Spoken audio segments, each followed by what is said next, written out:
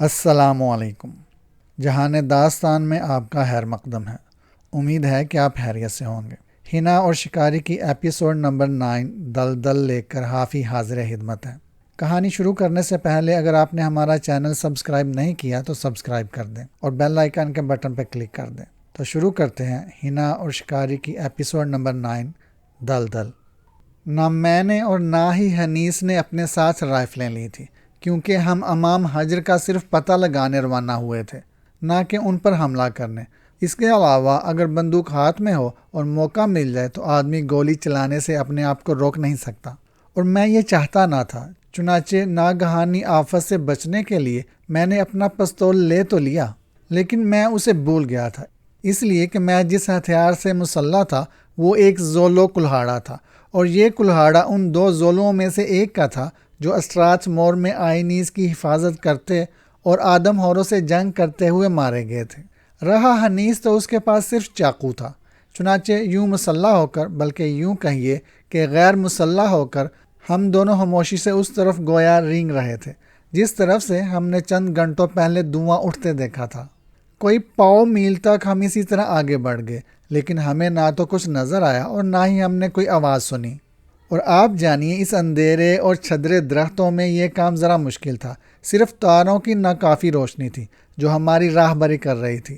میں مایوس ہو کر انیس سے واپس لوٹنے اور صبح کے وقت آنے کو کہنے ہی والا تھا کہ دفعتاً اس نے میری پسلیوں میں کوہنی مار کر کہا، باس اس طرف دیکھو۔ کس طرف؟ دائیں طرف، ان 2 خاردار جھاڑیوں کے بیچ میں۔ میں نے اس طرف دیکھا جس طرف انیس اشارہ کر رہا تھا۔ 200 گز دور ایک ہلکی سی سرخی نظر آ رہی تھی، جو اتنی دھندلی تھی کہ میرے خیال میں اگر حنیس کی جگہ کوئی دوسرا ہوتا تو اسے نہ دیکھ سکتا تھا۔ یہ سرخی سڑے ہوئے سنہرے یا مرے ہوئے جانور کی ہڈیوں کے فاسفورس کی ہو سکتی تھی۔ باس، یہ وہی آگ، بلکہ اس راکھ کی آگ ہے جس کا یہ دھواں ہم نے دیکھا تھا، حنیس نے سرگوشی میں کہا۔ میرے خیال میں وہ آدمی کھانے والے چلے گئے ہیں، لیکن آؤ ہم دیکھتے ہیں۔ چنانچہ ہم بڑی احتیاط سے کہ ذرا بھی آواز نہ ہو اس اندھی روشنی کی طرف رینگنے لگے، اور ہم اتنی احتیاط سے رینگ رہے تھے کہ 200 گز کا فاصلہ ہم نے آدھے گھنٹے میں طے کیا ہوگا۔ آخر کار اس بجھی ہوئی آگ سے صرف 40 گز دور رہ گئے۔ اس سے آگے بڑھتے ہوئے ہم ڈر رہے تھے، چنانچہ میں بے حس و حرکت لیٹے رہا۔ ہم چند جھاڑیوں کی اوٹ میں تھے، اور اگر بجھے ہوئے الاؤ کے آس پاس کوئی تھا تو وہ ہمیں دیکھ نہ سکتا تھا۔ حنیس نے اپنا سر اٹھایا اور اپنے پھیلے ہوئے نتنوں سے سوں سوں کر کے ہوا سونگنے لگا۔ پھر اس نے میرے کان میں سرگوشی کی، لیکن وہ بھی اتنی نیچی آواز میں کہ میں بامشکل سن سکا۔ باس، امام حجر یہی ہیں، میں ان کی بو سونگ رہا ہوں۔ اور یہ ممکن بھی تھا کیونکہ ہوا الاؤ کی طرف سے ہماری طرف آ رہی تھی۔ حالانکہ میں خود کوئی بو نہ پا رہا تھا، ہرچند کہ میری قوت شامہ تیز تھی، چنانچہ میں نے فیصلہ کیا کہ کچھ دیر وہیں رک کر دیکھا جائے کہ کیا ہوتا ہے اور حنیس کا قیاس کہاں تک صحیح ہے۔ میں نے سرگوشی میں حنیس پر اپنا ارادہ ظاہر کر دیا، لیکن وہ مصر تھا کہ اب فوراً واپس چلا جائے، کیونکہ ہم جس مقصد کے لیے آئے تھے وہ پورا ہو چکا تھا۔ چند ثانیوں تک ہم یوں ہی دبکے رہے کہ دفعتاً یوں ہوا۔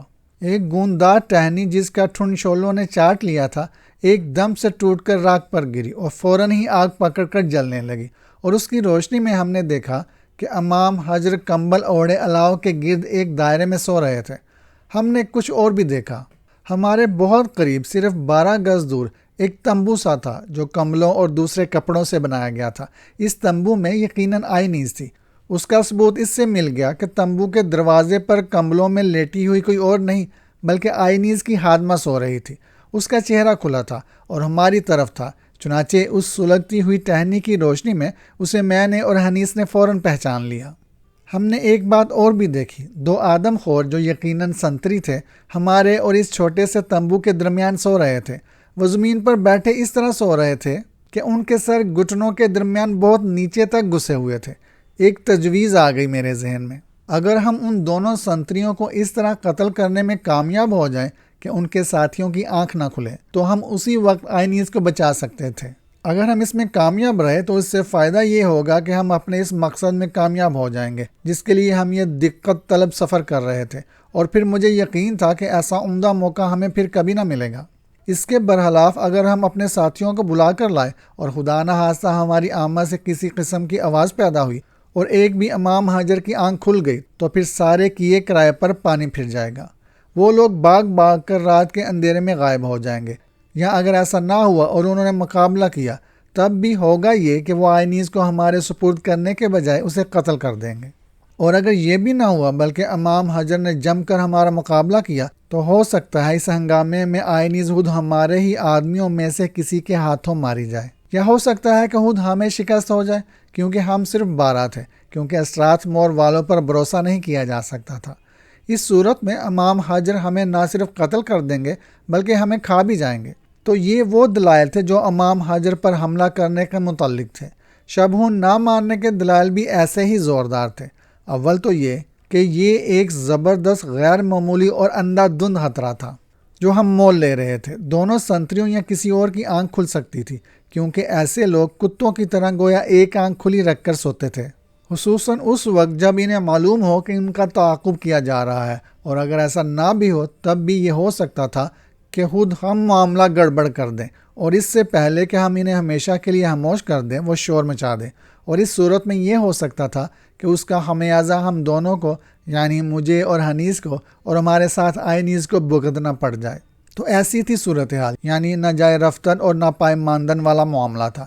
خطرہ دونوں صورتوں میں تھا، آئینیز کو چھڑانے کی کوشش کرنے میں بھی اور نہ کرنے میں بھی۔ پورے 1 منٹ تک میں اس مسئلہ پر اس شدت سے غور کرتا رہا کہ میرے اعصاب تن گئے اور دماغ سن سا ہو گیا، اور آخرکار اس نتیجے پر پہنچا کہ خطرہ تو زبردست تھا، چنانچہ بہت غیر فائدوں کے باوجود بہتر یہی تھا کہ واپس لوٹا جائے اور اپنے ساتھیوں کو لے کر واپس آیا جائے۔ اور تب ایسا ہوا کہ میں اپنی زندگی کی بہت سی غلطیوں میں سے ایک اور غلطی کر گیا۔ ہم لوگ ہوشیاری اور عقل مندی کی نسبت حماقتیں زیادہ کرتے ہیں۔ اس معاملے کی اونچ نیچ کو دوسروں سے زیادہ سمجھ سکتا ہوں جب میں اپنے ماضی پر نظر کرتا ہوں، تو اپنی حماقتوں اور غلطیوں کے تناور اور گھنے درختوں میں ڈھکے چھپے عقل مندی کے پھول نظر آتے ہیں، وہ بھی کہیں کہیں۔ چنانچہ اس موقع پر اپنی پچھلی غلطیاں اور تجربات کو بھول کر خود اپنے فیصلے پر عمل کرنے کے بجائے دوسروں کے مشورے پر عمل کرنے کا فیصلہ کر لیا۔ اور جہاں تک حنیس کا تعلق تھا، میں نے اس سلسلے میں ہمیشہ ٹھوکر کھائی ہے، کیا کرنا چاہیے کے متعلق۔ حالانکہ میں نے خود اپنا ایک نظریہ قائم کر لیا تھا، لیکن اس میں اتنے بہت سے ہاں اور نہیں تھے کہ میں نے حنیس سے نہ صرف مشورہ کرنے بلکہ اس مشورہ کو قبول بھی کر لینے کا ارادہ کر لیا۔ اور آپ جانیے یہ ایک قسم کا جوا تھا، کیونکہ میں پانسے پھینک کر داؤ لگا رہا تھا کہ اگر چت ہوئی تو یوں کروں گا اور اگر پٹ ہوئی تو اس کے برخلاف کروں گا۔ حالانکہ حنیس اپنے طور پر بے حد ہوشیار بلکہ عیار آدمی تھا، تجربہ کار بھی تھا۔ مطلب اس کا یہ ہوا کہ میں اپنے فیصلے کو نہ صرف التوا میں ڈال رہا تھا بلکہ یک طرفہ فیصلہ کرنے یا نہ کرنے کا بہانہ تلاش کر رہا تھا۔ اور آپ جانیے جہاں موت و زندگی کا سوال ہو وہاں کوئی عقل مند ایسا نہیں کر سکتا اور نہ کرتا ہے، بلکہ خود ہی فیصلہ کرتا اور جو مناسب سمجھتا ہے کرتا ہے۔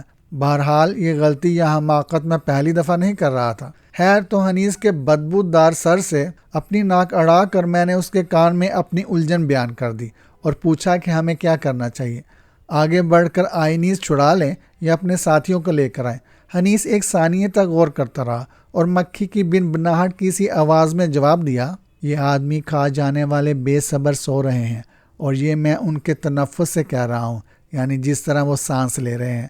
اس کے علاوہ باز کے پاس عظیم طلسم ہے، اس لیے میں تو کہتا ہوں باز کہ آگے بڑھو اور اس اداس آنکھوں والی کو چھڑا لو۔ چنانچہ اب مجھے احساس ہوا کہ جس قسمت پر میں نے فیصلہ چھوڑا تھا اس نے میرے خلاف فیصلہ صادر کر دیا ہے، اور یہ کہ اب مجھے بہرحال یہ فیصلہ قبول کرنا ہے۔ چنانچہ میں نے ڈوبتے ہوئے دل سے، کیونکہ حنیس کا یہ مشورہ پسند نہ تھا، یہی سوچنے لگا کہ حنیس نے یہ فیصلہ کیوں کیا تھا جو سراسر اس فیصلے اور نظریے کے خلاف تھا جس کی میں نے اس سے توقع کی تھی۔ بے شک طلسم عظیم میں اس کا یقین اس کی بڑی وجہ ہو سکتی تھی، لیکن مجھے یقین تھا کہ صرف ایک وجہ نہ تھی۔ چنانچہ اس وقت بھی میں نے اندازہ لگایا کہ 2 باتیں تھیں جنہوں نے اسے فیصلہ کرنے یا مجھے مشورہ دینے پر اکسایا تھا۔ پہلی یہ کہ وہ دل سے چاہتا تھا کہ اگر ممکن ہو تو اس طویل اور ناقابل برداشت تعاقب کو ایک ہی وقت میں ختم کر دیا جائے جس نے ہمیں حقیقت میں تھکا مارا تھا۔ دوسری اور میرے خیال میں زیادہ زوردار وجہ یہ تھی کہ رات کے اندھیرے میں اچانک یا دھوکے سے دشمن پر جا پڑنا اور اسے گڑبڑا دینا یا اسے سوتا چھوڑ کر اپنا کام کر گزرنا حنیس کو پسند تھا۔ یہ افریقہ کے وحشیوں کا عام طریقہ تھا اور سننے والوں کو یہ نہ بھولنا چاہیے کہ حنیس اپنے طور پر مہذب ہونے کے باوجود وحشی تھا، اور یہ خصوصیت اسے اپنے آباء و اجداد سے ورثے میں ملی تھی، جو صدیوں تک اسی طرح دشمنوں پر شب خون مار کر زندہ رہے تھے اور رہتے آئے تھے۔ چونکہ اب پانسا پھینکا ہی جا چکا تھا، اس لیے ہم دونوں نے سرگوشیوں میں ہی سارے انتظامات کر لیے، جو معمولی سے اور چند ہی تھے۔ ہمارے درمیان جو طے ہوا وہ یوں تھا: ہم دونوں رینگتے ہوئے سنتریوں کے قریب پہنچ جائیں گے، جو سنتری جس کے سامنے آ جائے وہ اس کا فاتح کر دے۔ مجھے یہ کام کلہاڑے سے اور حنیس کو چاقو سے کرنا تھا۔ دوسری بات یہ کہ ہمیں ایک ہی وار میں سنتریوں کا خاتمہ کرنا تھا، بشرط یہ کہ وہ بیدار ہو کر پہلے ہمارا خاتمہ نہ کر دیں۔ اس کے بعد ہم آئینیز کو تمبو میں سے نکال کر، پھر وہ کسی خال میں کیوں نہ ہو، ملبوسی یا برہنہ اندھیرے میں غائب ہو جانا تھا۔ ہمیں یقین تھا کہ امام حجر سوتے پڑے رہیں گے، اور اس سے پہلے کہ وہ جا کر ہمارا تعاقب کریں ہم اپنے کیمپ میں پہنچ چکے ہوں گے۔ اگر ہم دونوں سنتریوں کو خاموشی سے ٹھکانے لگانے میں کامیاب ہو گئے، مجھے اعتراف ہے کہ یہ کام ذرا مشکل تھا، تو پھر کام آسان تھا، بقول شخص سے پھلی کے چھلکے اتار کر اس میں سے دانے نکالنے کی طرح آسان۔ لیکن میرا تجربہ ہے کہ کبھی ایسا بھی ہوتا ہے کہ ایک نہ ایک دانہ پھلی میں رہ جاتا ہے۔ چنانچہ یہاں ہمارا معاملے کی پھلی میں جینی وہ دانہ ہے جسے ہم بھول گئے تھے۔ اب یہ میں نہیں کہہ سکتا کہ ہم اسے کیوں بھول گئے۔ ہماری یہ بھول بڑی سخت بلکہ ناقابل معافی تھی، خصوصاً اس لیے کہ حنیس کو جینی کی حماقت کا تجربہ پہلے ہو چکا تھا، اور پھر وہ ہماری نظروں کے سامنے سو رہی تھی۔ میں سمجھتا ہوں کہ ہماری تمام تر ذہنی قوتیں دونوں سنتریوں کو قتل کرنے کے مسئلے اور آئینیز کو لے بھاگنے کی طرف کچھ یوں مرکوز تھی کہ ہم سامنے سوئی ہوئی جینی کو بھول ہی گئے۔ بہرحال یہ لونڈیا وہی دانہ ثابت ہوئی جو پھلی میں پھنسا رہ جاتا ہے۔ اپنی طویل شکاری زندگی میں نے خوف محسوس کیا ہے، لیکن جیسا خوف میں اس وقت محسوس کر رہا تھا ایسا پہلے کبھی محسوس نہ کیا تھا۔ چنانچہ یہی وجہ ہے کہ میں نے اس وقت تک اپنی جگہ سے جنبش نہ کی جب تک حنیس اپنے دانتوں میں کھلا چاقو دبا کر ایک زبردست زرد سانپ کی طرح گھاس میں رینگتا ہوا میرے قریب سے نکل کر کوئی 1 فٹ آگے نہ بڑھ گیا، اور تب میری خودداری میرے آڑے آئی اور میں کوہنیوں اور پیٹ کے بل چلتا ہوا، بشرط یہ کہ ہم اسے چلنا کہہ سکیں، حنیس کے قریب پہنچ گیا۔ اس کے بعد ہم دونوں ساتھ ساتھ رینگنے لگے، اتنی سست رفتاری سے کہ ایک گونگا بھی ہمیں پیچھے چھوڑ جاتا۔ ہم دونوں ایک وقت میں 1 انچ آگے بڑھ رہے تھے، اور ہر انچ کے بعد 1 سیکنڈ کے لیے بے حس و حرکت گھاس میں لیٹے رہتے تھے، اور ایک دفعہ تو ہمیں بہت دیر تک گھاس میں اور اوندے منہ پڑے رہنا پڑا، کیونکہ ایسا معلوم ہوتا تھا کہ بائیں طرف والے آدم ہور کی آنکھ کھل گئی تھی، کیونکہ اس نے اپنا منہ پھاڑ کر جمائی لی تھی۔ لیکن ایک بار پھر نیند اس پر غالب آ گئی، اور اب وہ بڑھ کر اونگنے کے بجائے پہلو کے بل لیٹ کر پہلے سے بھی زیادہ گہری نیند سو گیا۔ 1 منٹ بعد دائیں طرف والے سور نے بھی، اور یہ میرا آدمی تھا، یعنی اس کا خاتمہ مجھے کرنا تھا، حرکت کی، اور وہ یوں چونکا کہ میں یہ سوچ کر لرز گیا کہ اس نے ہمارے رینگنے کی آواز سن لی ہے۔ لیکن شاید اس نے کوئی بیانہ خواب دیکھا تھا، کیونکہ اس نے ایک ہاتھ ہلایا، خوفزدہ آواز میں کچھ بڑبڑایا اور ایک بار پھر سو گیا۔ آخرکار ہم ان لوگوں کے قریب پہنچ گئے، لیکن وہاں پہنچ کر ہم رک گئے، کیونکہ سمجھ میں نہ آ رہا تھا کہ وار کہاں کیا جائے، خصوصاً اس لیے کہ ہم دونوں ہی جانتے تھے کہ پہلے ہی وار کو آخری اور جان لیوا ہونا چاہیے، ورنہ معاملہ گڑبڑ ہو جائے گا۔ کہیں سے ایک بولا بٹکا بادل آ گیا، اس لیے رہی صحیح روشنی بھی ختم ہو گئی تھی۔ چنانچہ ہمیں اس وقت تک انتظار کرنا تھا جب تک کہ بادل ہٹ نہیں جاتا۔ آخرکار بادل ہٹ گیا، اور اندھی روشنی میں اس نے اپنے امام حجر کا گلا گہری نیند میں جھکا ہوا دیکھا۔ میرا دل زور زور سے دھڑکنے لگا، جیسا کہ جنگ میں اور محبوب کے سامنے اظہار محبت کرتے وقت دھڑکا کرتا تھا۔ میں نے اپنے منہ سے سانپ کی پھنکار سی آواز نکالی۔ یہ اشارہ تھا حملے کا جو میرے اور حنیس کے درمیان طے پایا تھا۔ اب میں آہستہ سے اٹھ کر گھٹنوں کے بل بیٹھ گیا اور زولو کلہاڑے سے امام حجر پر وار کر دیا۔ ضرب سیدھی اور کاری تھی، امسلوپ و گاس بھی اس سے بہتر ضرب نہیں لگا سکتا تھا۔ میرے شکار نے نہ تو جنبش کی اور نہ ہی کوئی آواز نکالی، وہ خاموشی سے ایک طرف لڑک گیا اور یوں پڑا تھا جیسے کبھی زندہ تھا ہی نہیں۔ معلوم ہوا کہ حنیس نے بھی اپنا کام بخیر و خوبی انجام تک پہنچا دیا تھا، کیونکہ اس دوسرے امام حجر نے موت کی تکلیف میں یوں اپنی لامبی ٹانگیں چلائیں کہ اس کی 1-2 لات مجھے لگ گئیں، اور پھر وہ بھی حیرت انگیز طور پر ساکن ہو گیا۔ مؤثر یہ کہ دونوں مر چکے تھے اور قیامت سے پہلے اپنے مرنے کی داستان نہ سنا سکتے تھے۔ اپنا کلہاڑا اٹھا کر جو میرے ہاتھ سے گھسیٹ لیا گیا تھا، میں آگے رینگ گیا، اور میں نے ہاتھ بڑھا کر پتہ نہیں وہ چیتھڑے تھے یا کمبل اٹھایا جو تمبو پر پڑا ہوا تھا اور جس کے پیچھے آئینیز تھی۔ فوراً ہی میں نے آئینیز کو حرکت کرتے سنا، کیونکہ آپ جانیے قیدیوں کی نیند بڑی ہوشیار ہوتی ہے۔ شش آئینیز، خاموش رہو، میں نے سرگوشی میں کہا۔ یہ میں ہوں ایلن کوارٹرمین، تمہیں چھڑانے آیا ہوں، چپکے سے باہر نکل کر میرے پیچھے چلی آؤ، سمجھ گئی؟ سمجھ گئی، اس نے سرگوشی میں جواب دیا اور اٹھنے لگی۔ عین اس وقت ایک خون منجمد کرنے والی چیخ نے جیسے زمین و آسمان کو لرزا دیا۔ یہ ایک ایسی چیخ تھی کہ میں آج بھی اسے یاد کرتا ہوں تو مجھ پر غشی سی طاری ہونے لگتی ہے۔ حالانکہ یہ بات میں کئی برسوں کے بعد بتا رہا ہوں۔ یہ چیخ جینی کی تھی۔ اتفاقاً اس کی آنکھ کھل گئی تھی اور اس نے آسمان کے پس منظر میں حنیس کو عین اپنے سامنے بلکہ اپنے سر پر کھڑے دیکھا تھا، جس کے ہاتھ میں خون آلود چاقو تھا اور جو زور و شیطان کی طرح معلوم ہوتا تھا، اور جینی کو خیال آیا کہ یہ زور و شیطان اس چاقو سے اسے ذبح کرنے والا تھا۔ چنانچہ وہ معاملہ کی تہہ تک پہنچنے یا حنیس کو پہچاننے سے پہلے بڑے زور سے چیخی، اور مجھے کہنا پڑتا ہے کہ بڑے مضبوط تھے اس کے پھیپھڑے، اور اس کی چیخ کے ساتھ ہی کھیل ختم ہو گیا۔ دوسرے ہی لمحے الاؤ کے گرد بے خبر سوئے ہوئے امام حجر ہڑبڑا کر نہ صرف اٹھ چکے تھے بلکہ اس طرف بھاگے آ رہے تھے جس طرف جینی چیخی تھی۔ اب بازی الٹ گئی تھی۔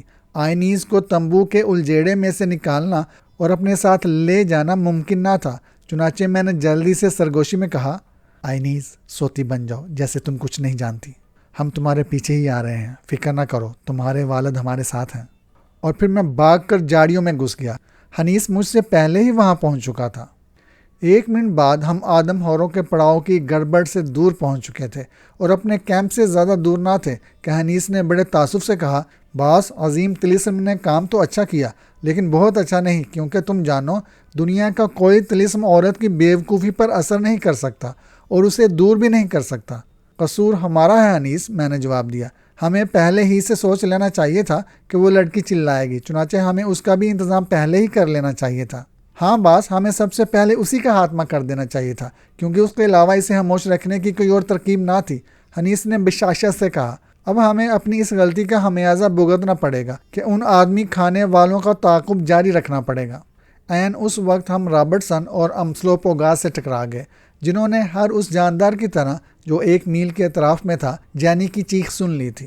ہم نے مختصراً اپنی داستان سنا دی۔ جب رابرٹسن کو معلوم ہوا کہ ہم اس کی بیٹی کے کتنے قریب پہنچ گئے تھے اور اسے تقریباً چھڑا چکے تھے تو وہ کراہ کر رہ گیا، لیکن امسلوپوگاس نے کہا، بہرحال 2 آدم اور تو کم ہو گئے، لیکن میں یہ کہے بغیر نہیں رہ سکتا میکومیزن کہ یہاں تمہاری ہوشیاری اور عقل مندی تمہارے کام نہ آئے گی۔ دوسرے لفظوں میں یہ کہ میں نے بے وقوفی کا ثبوت دیا، میں چڑھ کر بولا۔ جب تم نے آدم ہوروں کے پڑاؤ کا پتہ لگا لیا تھا، امسلوپوگاس نے میری بات سنی انسنی کر کے کہا، تو تمہیں چاہیے تھا کہ واپس آ جاتے اور پھر ہم سب مل کر ان آدم ہوروں پر حملہ کرتے، اور اگر ایسا ہوا ہوتا تو صبح ہونے سے پہلے ایک بھی آدم ہور نہ بچتا۔ ہاں، میں نے کہا، بے شک میری ہوشیاری اور عقل مندی میرے کام نہ آئی، بشرط یہ کہ مجھ میں یہ خصوصیات ہوں، لیکن ہو سکتا ہے کہ ہم اب بھی امام حجر کو جا لیں۔ چنانچہ ہم آگے بڑھے۔ میں اور حنیس راستہ بتا رہے تھے، لیکن جب ہم وہاں پہنچے تو معلوم ہوا کہ وقت نکل چکا تھا۔ وہاں نہ امام حجر تھے اور نہ آئینیز اور نہ جینی، اگر کچھ تھا تو ان 2 سنتریوں کی لاشیں جنہیں میں نے اور حنیس نے قتل کیا تھا۔ اندھیرے میں تعاقب کرنا ممکن نہ تھا، چنانچہ ہم اپنے پڑاؤ میں واپس آئے کہ ذرا سستا کر صبح آدم ہوروں کے تعاقب میں روانہ ہوں۔ وہاں پہنچے تو ایک نئی مشکل درپیش آئی۔ دوغلی نسل کے اسٹراتھ مور والوں کو ہم بیکار سمجھ کر پڑاؤ میں ہی چھوڑ گئے تھے، چنانچہ اب ہماری اور زولوں کی غیر موجودگی سے فائدہ اٹھا کر وہ سب کے سب بھاگ گئے تھے۔ وہ اس طرف سے فرار ہو کر جس طرف سے ہم آئے تھے جاڑیوں کے سمندر میں غائب ہو گئے تھے۔ ان بزدلوں کا کیا بنا یہ میں نہیں جانتا، کیونکہ ہم نے پھر کبھی انہیں نہ دیکھا، لیکن میں سمجھتا ہوں یہ سب کے سب راستے میں مر کھپ گئے، کیونکہ ان میں سے ایک بھی اسٹراتھ مور نہ پہنچا۔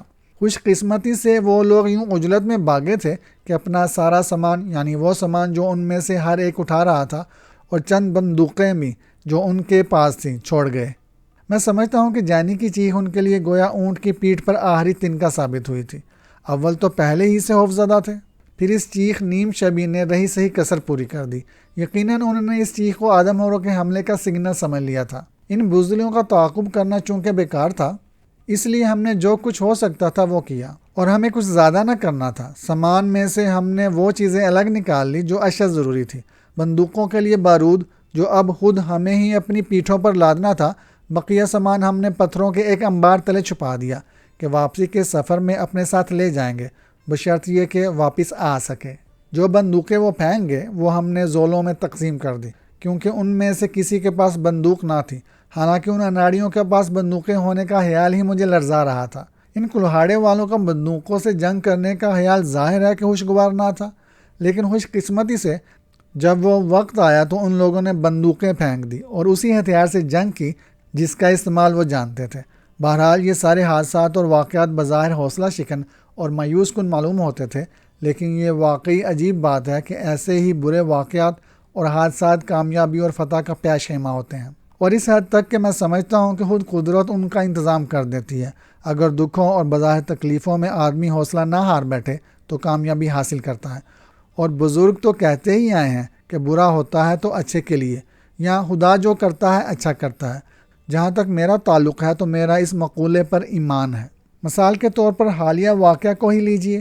آئینیز کا پورا قصہ میری اس کہانی میں بادی النظر میں برتی کا معلوم ہوتا ہے، جس کا لب لباب یہ کہ میری ملاقات کس طرح اس لڑکی سے ہوئی اور اس کے متعلق میں نے کیا سنا اور اس کے ساتھ کیا ہوا، لیکن حقیقت میں ایسا نہیں ہے۔ اگر میری ملاقات آئینی سے نہ ہوئی ہوتی اور اگر اسے امام حجر اٹھا کر نہ لے گئے ہوتے تو میں نہ تو کبھی اس عجیب سفید فام عورت کی قیام گاہ تک پہنچ سکتا اور نہ ہی اس سے مل سکتا، بشرط یہ کہ ہم اس سفید فام ساحرہ کو عورت کہہ سکیں۔ بہت جلد یہ بات مجھ پر روشن ہو گئی اور سننے والوں پر بھی ثابت ہو جائے گی۔ اس رات کے بعد سے جس رات میں اور حنیس آئینیز کو چھڑانے میں ناکام رہے تھے، امام حجر کا تعاقب کرنا آسان تھا، کیونکہ وہ ہم سے صرف چند گھنٹے ہی آگے تھے اور اپنے قدموں کے نشانات اور دوسری علامتیں چھپانے اور مٹانے کا ان کے پاس وقت نہ تھا۔ اس کے باوجود وہ لوگ اس تیزی سے سفر کر رہے تھے کہ ہم اپنی ہر کوشش کے باوجود، حالانکہ ہم خود اپنے سامان کا بوجھ اٹھائے ہوئے تھے، انہیں پکڑ نہ سکے۔ سفر کے پہلے 3 دنوں تک راستہ جھاڑیوں کے جنگل اور گھاٹیوں میں سے گزر رہا تھا، جن کی تفصیل میں کہیں پہلے بیان کر چکا ہوں، لیکن راستہ بتدریج نیچے اترتا جا رہا تھا۔ مطلب یہ کہ ہم ڈلوانی خطے میں سفر کر رہے تھے۔ چوتھے دن ناشتے کے بعد اب شکار کی افراد تھی اور ہمیں خوب گوشت مل جاتا تھا۔ ہم نے کیمپ اٹھا کر روانگی کی تیاری کی تو طلوع ہوتے ہوئے سورج کی روشنی میں ہمیں اپنے عین نیچے پر موج اور گاڑی دھند نظر آئی، جو ہر 4 طرف اور حد نظر تک چھائی ہوئی تھی۔ البتہ جنوب کی طرف یہ دھند بہت دور جا کر ختم ہو گئی تھی، کیونکہ وہاں کوئی 50-60 میل دور ایک دھندلا اور کالا قلعہ سا نظر آ رہا تھا۔ میں نے سمجھ لیا کہ وہ کوئی عظیم الشان پہاڑ تھا۔ فاصلہ چونکہ بہت زیادہ تھا اس لیے اس کی بلندی اور جسم کا اندازہ لگانا مشکل تھا، لیکن میرے اندازے کے مطابق وہ شاید حابیدہ آتش فشاں تھا اور غیر معمولی طور پر بلند اور بڑا پہاڑ تھا، اور وہی تھا جس میں بقول زکالی اس کی سفید فام ملکہ رہتی تھی۔ میں سوچنے لگا کہ کیا واقعی سادہ پہاڑ اس سفید ساحرہ کا گھر تھا؟ زکالی کے راک پر بنائے ہوئے نقشے کی رو سے وہی مقام ہونا چاہیے، بشرط یہ کہ ایسے کسی مقام کا وجود ہو، اور اگر ایسا ہی تھا تو پھر اس کے چاروں طرف دلدلوں کو ہونا چاہیے، اور کیا پتہ اس گاڑی دھند نے اپنے دامن میں دلدلوں کو چھپا رکھا ہو، اور حقیقت میں وہ دھند اپنے دامن میں دلدل لیے ہوئے تھی۔ رات کا اندھیرا اترنے سے پہلے اور امام حجر کے قدموں کے نشانات کے سہارے آگے بڑھتے ہوئے ہم ایک ایسے وسیع و عریض دلدل میں تھے کہ اپنی پوری آوارہ گردی میں نے پہلے نہ تو ایسی دلدل دیکھی تھی اور کبھی کسی سے ایسی دلدل کے متعلق کچھ سنا نہ تھا۔ یہ یا پیرس، نرسلوں، سرکنڈوں اور دوسری قسم کی گھاس کا سمندر تھا، اور یہ گھاسیں 12 اور 15 فٹ تک بلند تھی، چنانچہ نظر ان میں الجھ کر رہ جاتی تھی اور ہم کسی بھی سمت میں بمشکل 1 گز تک دیکھ سکتے تھے۔ اور یہاں ہمارے آگے جاتے ہوئے خود ہمارے دشمن امام حجر ہمارے بہترین راہبر اور نجات کا ذریعہ ثابت ہوئے، کیونکہ اگر وہ نہ ہوتے تو ہم سب کے سب اس جہنمی دلدل میں زندہ ہی دفن ہو چکے ہوتے۔ اس جناتی دلدل میں سے ایک راستہ گزر رہا تھا۔ میرے خیال میں یہ ایک قدیم سڑک تھی، کیونکہ 1-2 جگہ مجھے پتھر کے کھنڈر سے یا کھنڈروں کے نشانات یا شاید یہ سنگ میل تھے، منظر جو یقیناً قدرتی نہ تھے، یعنی انسانوں کے رکھے ہوئے یا بنائے ہوئے تھے۔ یہ سب کچھ ہوتے ہوئے بھی یہ راستہ ایسا نہ تھا کہ راہبر کے بغیر نظر آتا اور راہبر کے بغیر طے کیا جا سکتا، کیونکہ اس پر بھی نرسل اور سرکنڈے اور گھاس اگ رہی تھی۔ البتہ اس میں اور اس کے ادھر ادھر پھیلی ہوئی دلدل میں فرق صرف اتنا تھا کہ راستے کی زمین نسبتاً سخت اور ٹھوس، یعنی اس پر چلنے والا آدمی بس گھٹنوں تک ہی دلدل میں دھنس جاتا تھا۔ اس کے برخلاف اس راستے کے دونوں طرف کی دلدل اتھا تھی، اور اس سے بڑھ کر یہ کہ اس میں آدمی تو آدمی پورے قد کا ہاتھی دنس جائے اور اس کا پتہ نہ چلے۔ اس کا پتہ ہمیں اس دلدل میں داخل ہونے کے کچھ دیر بعد ہی چل گیا تھا۔ رابرٹسن ایک جوش، بلکہ یوں کہیے کہ جنون کے عالم میں آگے آگے چل رہا تھا، اور اس کا یہ جذبہ اس انتہا کو پہنچا ہوا تھا کہ وہ امام حجر کے قدموں کے نشانات پر نظر نہ رکھ کر اندھا دھند آگے بڑھ رہا تھا۔ اس اندھا دھندی میں وہ راستے پر سے ہٹ گیا اور اس کے قدم راستے کے کنارے پر جا پڑے۔ میں بتا چکا ہوں کہ راستے اور دلدل کی سطح میں کوئی ظاہری فرق نہ تھا۔ رابرٹسن فوراً ہی دلدل میں دنسنے لگا۔ میں اور امسلوپوگاس اس سے صرف 20 گز پیچھے تھے۔ اس کے باوجود جب ہم رابرٹسن کی فلک شگاف چیخوں اور پکاروں کے جواب میں بھاگ کر اس تک پہنچے ہیں، اور اس صورت سے اب بھی دنس رہا تھا کہ ایک ہی منٹ میں دلدل اسے نگل چکی۔ بہرحال ہم نے بڑی کوششوں کے بعد اسے باہر گھسیٹ لیا، کیونکہ وہ دلدل آکٹوپس کی ٹانگوں کی طرح اسے جکڑے ہوئے تھی اور چھوڑ نہ رہی تھی۔ اس کے بعد ہم اور بھی زیادہ احتیاط سے چلنے لگے۔ پھر یہ بات بھی تھی کہ یہ دلدلی راستہ سیدھا نہ تھا بلکہ پرپیچ تھا، اور اکثر جگہ تو وہ ایک دم سے زاویہ قائمہ بنا کر مڑ جاتا تھا۔ یقیناً دلدل کے اس ٹکڑے کی وجہ سے جس پر سے قدیم لوگ راستہ گزار نہ سکے تھے، اس جہنمی دلدل سفر میں ہمیں جن مشکلات کا سامنا کرنا پڑا انہیں الفاظ میں بیان کرنا ناممکن نہیں، اور نہ ہی انہیں تصور میں لایا جا سکتا ہے۔ اول تو اس دلدل میں ایک عجیب قسم کی گھاس تھی جو نسلوں کی جڑوں میں اگ رہی تھی اور جس کے کنارے تیز چاقو کی طرح تھے۔ میں اور رابرٹسن تو ساکھ پوش پہنے ہوئے تھے، چنانچہ ہم تو اس گھاس کی کاٹ سے بہت حد تک محفوظ رہے، لیکن غریب زولوں کے پیر جو ننگے تھے بری طرح سے زخمی ہو گئے، اور اس حد تک کہ اکثر زولو لنگڑانے لگے۔ پھر مچھر تھے، سینکڑوں ہزاروں نہیں بلکہ لاکھوں، اور ہر مچھر ہمیں کاٹنے کے لیے بےتاب تھا۔ سانپوں کی بہتات تھی، اور ہر سانپ اتنا زہریلا تھا کہ اس کا کاٹا پانی نہ مانگے۔ ایک زولو کو ایک سانپ نے ڈس لیا اور وہ غریب 3 منٹ سے بھی کم وقت میں مر گیا، کیونکہ معلوم ایسا ہوتا ہے کہ زہر سیدھا اس کے دل میں پہنچ گیا تھا۔ ہم نے اس کی لاش دلدل میں پھینک دی، اور دیکھتے ہی دیکھتے دلدل نے اسے نگل لیا۔ اور سب سے بالا اس دلدل کی دماغ پھاڑ دینے والی بدبو اور ناقابل برداشت گرمی تھی، کیونکہ نرسلوں اور سرکنڈوں کے اس گنجان جنگل میں کسی طرف سے بھی ہوا داخل نہ ہو سکتی تھی۔ یہ تو بڑی مشکلات تھی، اور چھوٹی مشکلات میں وہ جونکیں تھیں جو ہمارے جسموں سے چمٹ جاتی تھی۔ یہ جونکیں اگر غور سے دیکھا جاتا پتوں کے نیچے گات لگائے بیٹھی نظر آ جاتی کہ راہگیر ان کے قریب سے گزرے تو اس پر ٹوٹ پڑتی۔